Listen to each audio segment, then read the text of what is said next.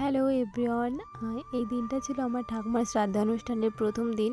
এই দিন সাধুদের অনুষ্ঠান আর কি।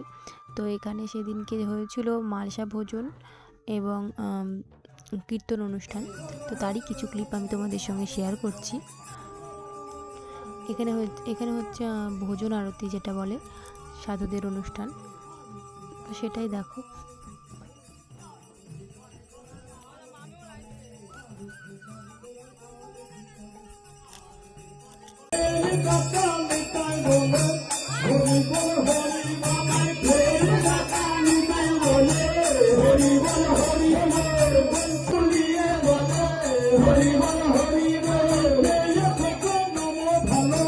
হরি বল